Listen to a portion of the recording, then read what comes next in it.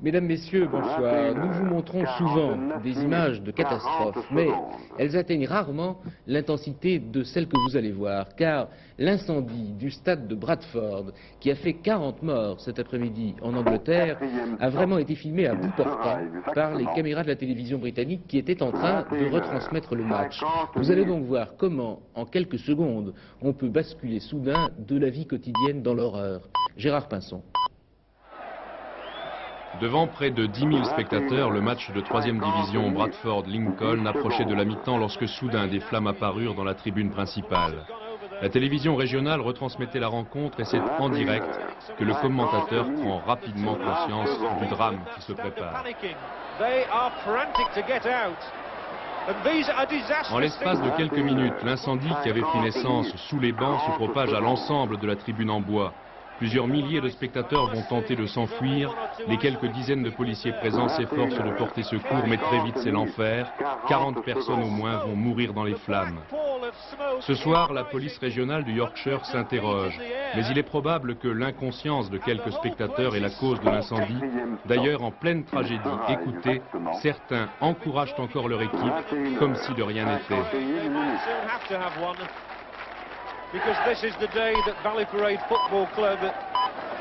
L'incendie de cet après-midi à Bradford constitue la catastrophe la plus meurtrière survenue sur un terrain britannique depuis 1971, date à laquelle 66 spectateurs étaient morts dans une énorme bousculade à l'Ibrox Park de Glasgow. 21h51 minutes et 20 secondes. Oh, the poor man. Oh, this is awful. La capitale de l'Inde, New Delhi, et 3 États voisins sont à feu et à sang depuis hier soir. Une série d'attentats a causé la mort d'au moins 77 personnes. Des bombes ont explosé dans des autobus et dans un train. Le gouvernement de Rajiv Gandhi attribue ces attentats aux nationalistes sikhs qui avaient déjà tué sa mère et la contre-offensive a déjà commencé. Memona Afedji-Interman. Centaines d'attentats aveugles dénoncés aussitôt par les leaders sikhs modérés. La police s'attendait à une nouvelle vague de violence attribuée aux extrémistes sikhs. Mais les renseignements tendaient à faire croire que les attentats n'auraient lieu qu'au Punjab, l'État indien où résident la plupart des 16 millions de sikhs, un État qu'ils veulent indépendant. Pourquoi cette violence? Une partie de la réponse est ici, au Temple d'Or d'Amritsar, au Punjab. Il y a presque un an, le 6 juin, l'armée pénétrait avec force dans ce lieu sacré pour déloger les extrémistes. Une bataille terrible, près de 1000 morts. Un sacrilège qui a guidé 2 membres sikhs de la garde personnelle d'Indira Gandhi, tombés sous leurs balles le 1er octobre dernier. 30 secondes. Le Punjab vit toujours sous un régime de loi d'exception. L'armée veille, les tribunaux d'exception siègent quotidiennement. La situation est explosive. Pour montrer sa volonté de négocier, Rajiv Gandhi, le Premier ministre, a fait libérer des dizaines de Sikhs emprisonnés, dont des leaders, ordonné une enquête sur les quelques 3000 meurtres de Sikhs après la mort de sa mère, tenté de nouer le dialogue avec les représentants Sikhs modérés. Mais les modérés, justement, sont peut-être en train de perdre au sein de l'organisation politico-religieuse Akali Dal. Le représentant de la fraction modérée a démissionné d'ailleurs aujourd'hui. L'organisation doit se réunir le 17 mai et on devrait connaître alors l'état d'esprit de la communauté sikh.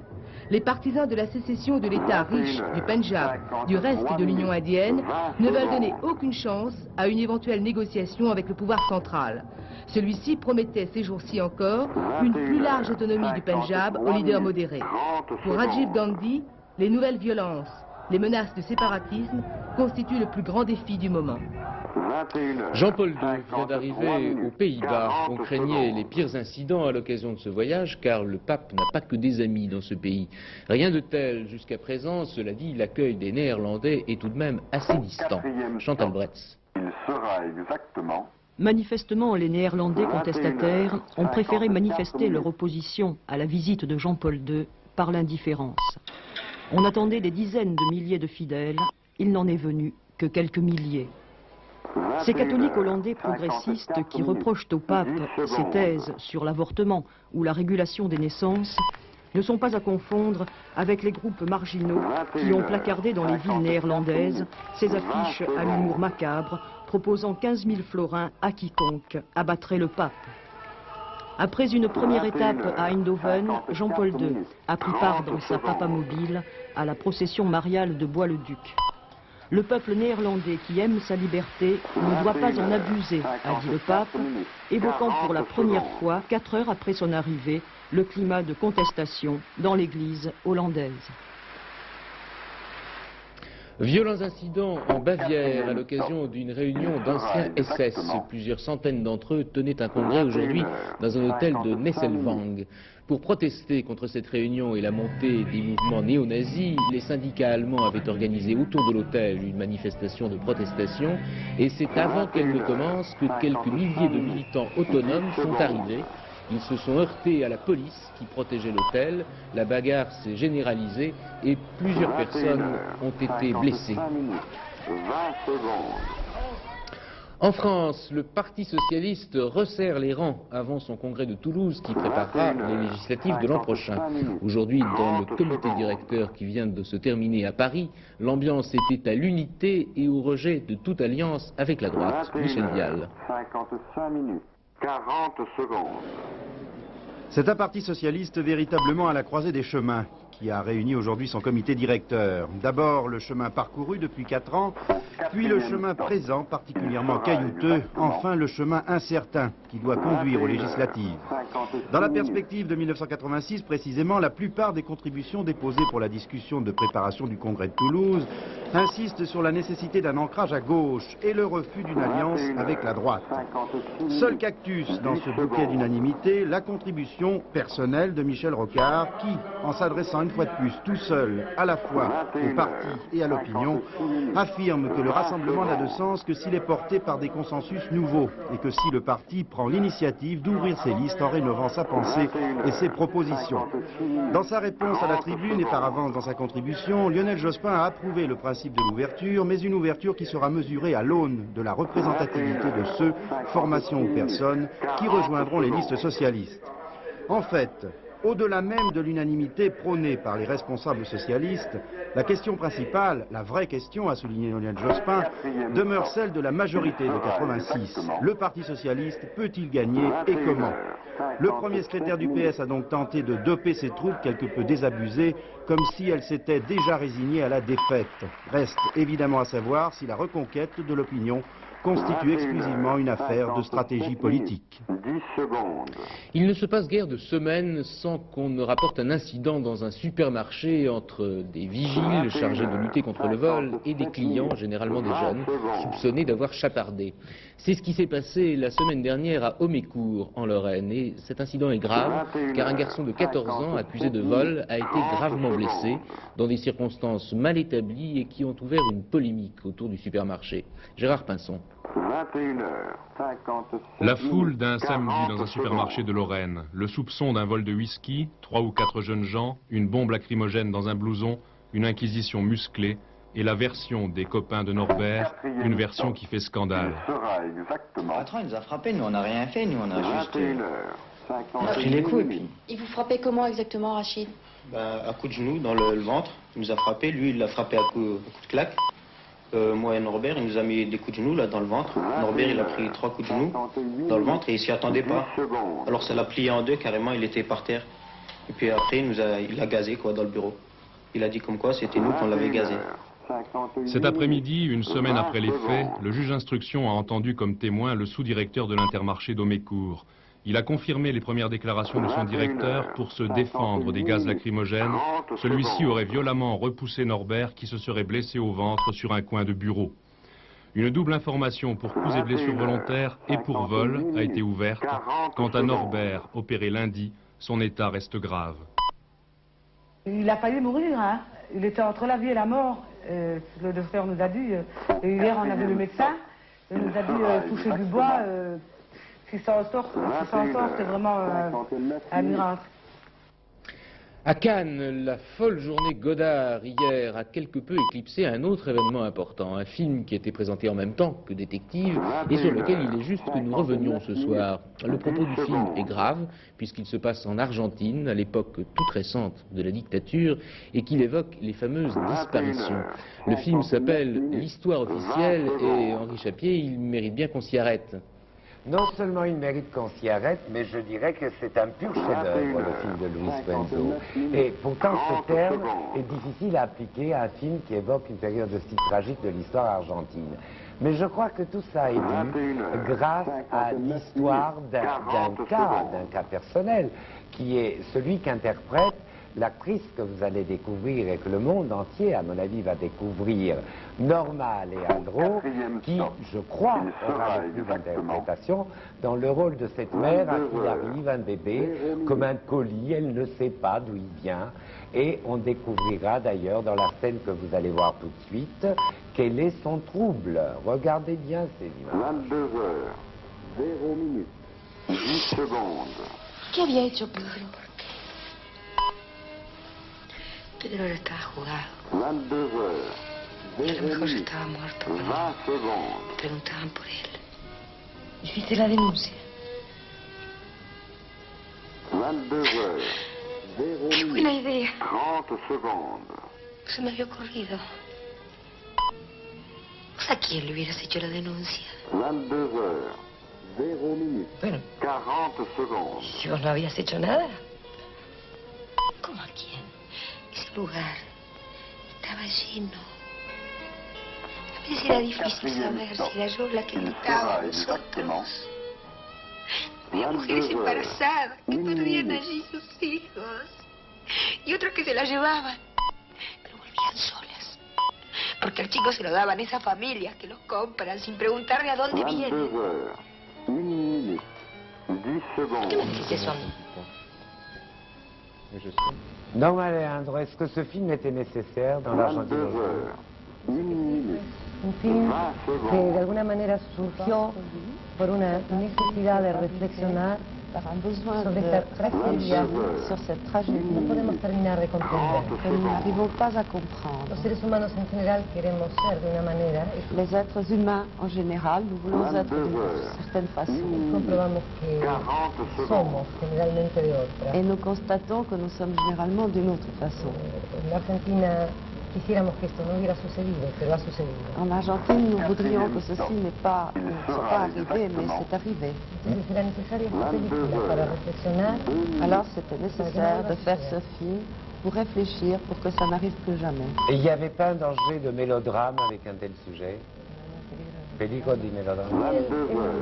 El melodrama a mí no me parece un mal género, Je ne personalmente. pense pas que le mélodrame soit un genre mauvais, personnellement. Pero no porque pienso que Mais el non. tono intimista que el director eligió Parce que le ton intimiste que le metteur en scène a choisi tiene más que ver con una tragedia cotidiana. a plus à voir avec une tragédie quotidienne. Tiene las características de la tragedia, Il a les caractéristiques de la tragédie, es destino fatal hacia una verdad, sa destinée fatale vers une vérité, como ahora estamos viendo en nuestro país, comme nous le voyons maintenant dans l'Argentine, notre en la pays, medida en que está sucediendo la democracia, dans la mesure où la démocratie a lieu, en los procesos está surgiendo la verdad y por lo tanto estamos recuperando nuestra tragedia. dans les procès, Bon, je vous remercie de nous avoir dit tout cela et j'espère que vous aurez le prix qui sera aussi une victoire du retour de la démocratie en Argentine. Je l'espère. Merci. Merci Henri, on vous retrouve demain. Mais nous ne quittons pas Cannes parce que le festival, ça ne se résume pas à ce qui se passe dans les salles de projection. C'est aussi la folie qui s'empare de la Croisette. C'est aussi le cinéma grandeur nature qui se joue dans les coulisses et les milliers d'anonymes qui tous veulent devenir des stars par contagion. Eh bien, Dominique Champeau a observé au microscope cette faune très branchée. Ici, Cannes. Pour quiconque aurait une vision un peu élitiste des choses, Cannes pourrait n'être qu'une sorte de microcosme grande classe. Un monôme en vison smoking qui cacherait un curieux mélange de genres. Car derrière l'aspect parfaitement clean du festival, transparaît le Cannes des marginaux et même parfois le Cannes des mutants. Bref, il y a le Cannes chic et le Cannes choc. On y trouve un peu de tout et forcément le contraire de tout. Une araignée venue s'offrir une toile et des descendants de Greystoke qui n'entreront jamais dans la légende. Le jour, la foule appartient aux braconniers du spectacle. C'est le festival buissonnier des amuseurs. Ceux qui le font exprès ont parfois du talent. Les autres sont au moins un peu fous, ou alors carrément folles. 4 minutes, 30 secondes.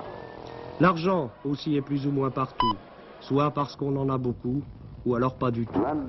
Et derrière la façade des hôtels, le marchandage des producteurs, c'est Cannes, Texas, ou le clan des tapins 1 milliard. Dehors, autre mœurs, celui des tapeurs de clopes et des tapas sans balles. Dans le sillage des stars, circuler, il n'y a rien à voir. La maréchaussée veille sans bonhomie, plus loin, un flic branché s'abîme à des tâches plus ordinaires. À l'écart de la fureur, un troisième âge qui ne vit pas toujours au rythme de sa ville. Il y a le genre jazz et l'autre plus nettement blues. 5 minutes, 10 secondes. Et puis bien sûr, il y a les stars, emportés sans plaisir par le tourbillon de la foule et des contrefaçons, souvent à l'étroit, dans leur solitude. Bref, tout un monde hétéroclite et non miscible. Pourtant, deux grandes catégories les rassemblent. Il y a ceux qui s'intéressent et les autres qui s'en foutent. À demain, Cannes. Rugby, c'est la fin d'une époque. Béziers, qui dominait ce sport depuis 10 ans, s'est fait battre aujourd'hui par le Stade Toulousain. Et de quelle façon? Un score sans appel, 21-0. En football, on dispute en ce moment les quarts de finale, match aller de la Coupe de France. Et tout de suite, nous allons voir Paris Saint-Germain, Nantes, qui n'est pas terminé. Daniel Leclerc. Paris Saint-Germain-Nantes, c'est un petit peu la revanche de la finale de la Coupe de France 83 qui avait vu la victoire du Paris Saint-Germain. Mais ici, sur cette action, ce sont les Nantais qui sont bien près d'ouvrir la marque. Amis tout seul, mais deux défenseurs étaient là pour parer au pire. Mais le tir du Nantais est passé de peu à côté. Réaction des Parisiens en maillot blanc avec Safet Suzic qui faisait sa rentrée ce soir. Il a vu Rocheteau, mais Rocheteau arme mal son tir et Bertrand Demanne peut s'en saisir sans difficulté. On retrouve encore les Parisiens en fin de cette première période. Les Parisiens à l'attaque avec Charbonnier. Regardez un superbe raté avec Rocheteau qui arrive trop tard, dommage. 0-0 à la mi-temps et 0-0 à la fin du temps réglementaire. C'était la fièvre. Ah oui. Je ne vous l'ai pas dit parce que nous ne l'avons pas encore reçu. Je voudrais quand même vous dire que le Paris Saint-Germain vient de marquer à l'instant un but au Nantais, un but inscrit sur pénalty par Dominique Rocheteau. Malheureusement, notre horaire très tôt ne nous permet pas de vous montrer ce but. Oui, alors je vous disais, c'était la fièvre ce soir au stade Geoffroy Guichard. Près de 50 000 spectateurs pour encourager les Verts face à Lille.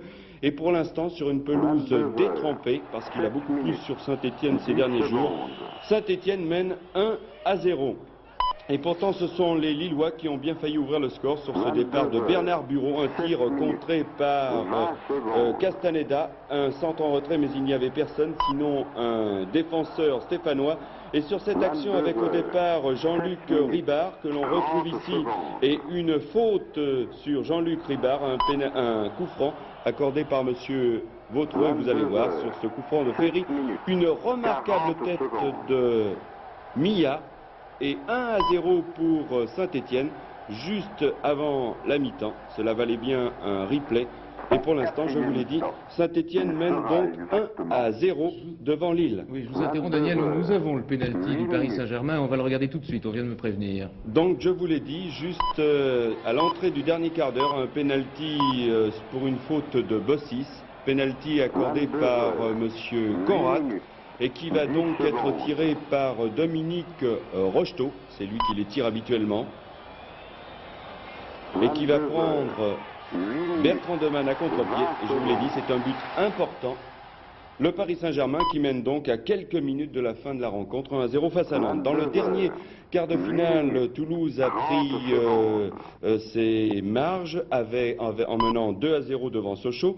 Et nous donnerons une dernière information en football pour vous dire que dans la deuxième division, dans le groupe A, eh bien, le match au sommet, le match de l'année, entre Le Havre et Mulhouse. Pour l'instant, Mulhouse résiste au Havre en faisant match nul. Et si le score en restait là, eh bien c'est Mulhouse qui monterait directement en première division. Il y avait un tiercé cet après-midi à Évry. Il fallait jouer le 3, le 7 et le 2. Il rapporte dans l'ordre, vous le voyez, 4 865 francs. Dans un ordre différent, 973 pour 5 francs. Pour demain, Monsieur Courtine vous pronostique pour le tiercé de Longchamp sur 14 partants, le 2, c'est son joker, il ne faut pas l'oublier, le 3, le 7, le 5, le 8, le 6 et le 14. Le temps pour demain, toujours la même ritournelle, toujours la même grisaille, des nuages, de la pluie, surtout sur la moitié nord, ailleurs un peu de soleil, mais partout des vents de nord-est qui ne peuvent rien faire pour nous réchauffer. Les températures resteront donc toujours aussi basses pour un mois de mai, pas plus de 11 degrés sur le nord du pays et pas plus de 18 au sud, on n'en voit pas la fin. Demain soir, nous avons rendez-vous à 22h05, comme tous les dimanches. Pour le moment, la soirée se poursuit comme d'habitude avec Dynastie et La vie de château. Jean-Claude Brialy est en direct de Cannes, bien sûr. Excellente fin de soirée. Avant de vous quitter, je vous rappelle l'essentiel des informations de la journée. Bonsoir et à demain. Incendie meurtrier dans un stade en Angleterre pendant un match, 40 morts. 10 secondes. Graves incidents en Inde, des attentats attribués aux Sikhs ont fait près de 100 morts. 22 heures, 10 minutes. En France, le Parti socialiste conjure toute alliance à droite et clame son unité.